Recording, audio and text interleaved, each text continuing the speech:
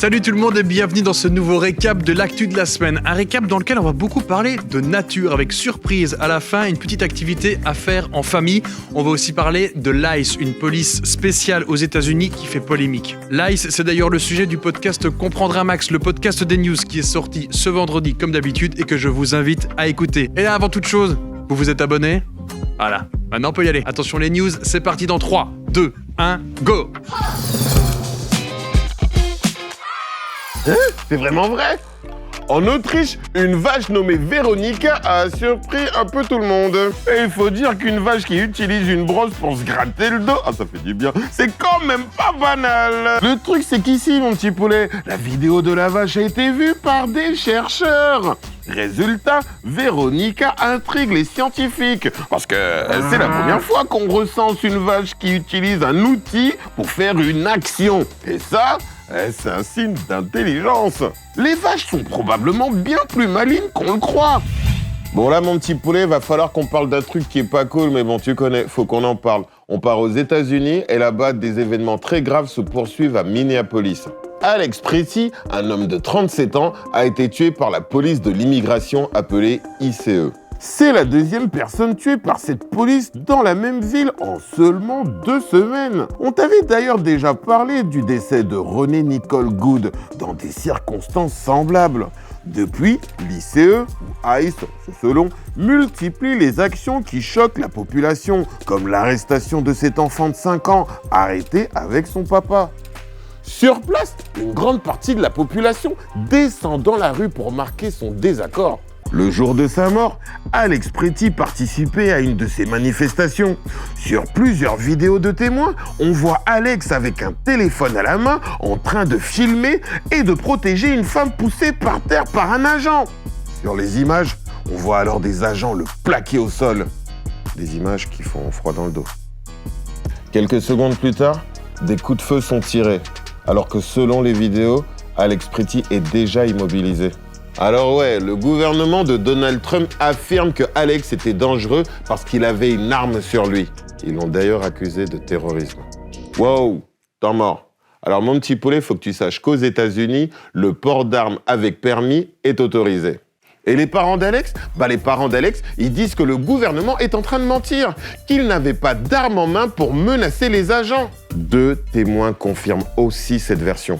Alex, il avait une vie. Il était infirmier. Il travaillait à l'hôpital pour soigner des personnes très malades, surtout des anciens soldats.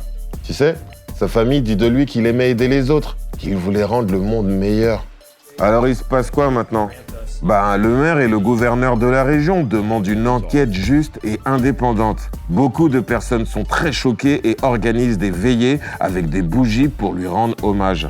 N'empêche, mon petit poulet, cette affaire pose de grandes questions sur la violence, la justice et le rôle de la police dans une démocratie.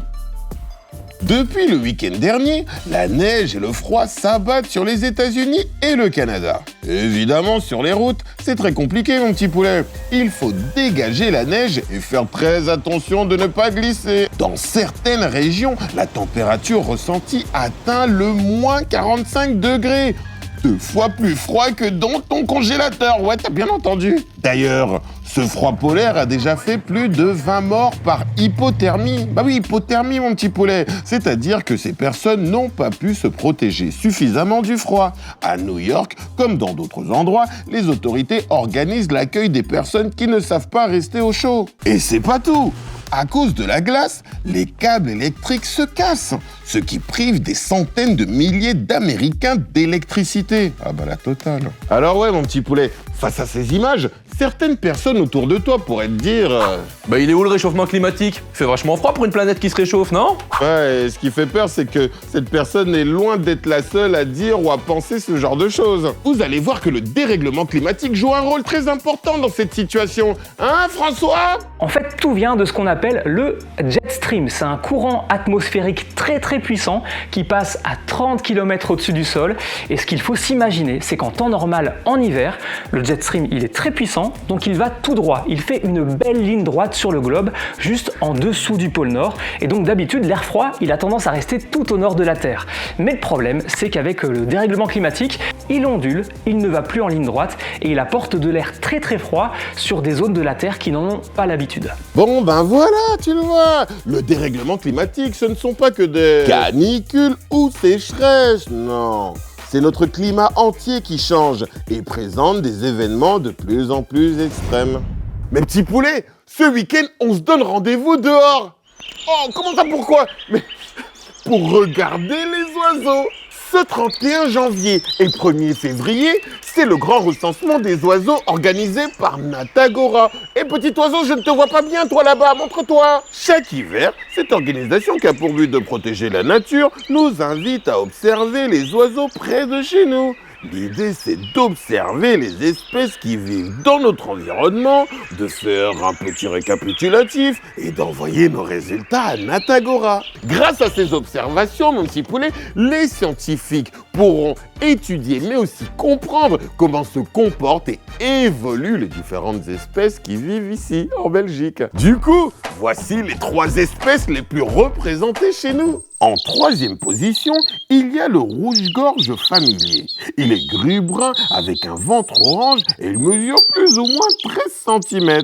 La 2e place est attribuée au merle noir. Alors, comme son nom l'indique, mon petit poulet, il est tout noir. Mais son bec est orangé et il mesure une vingtaine de centimètres. Enfin, le grand gagnant, devrais-je dire, la grande gagnante de nos jardins.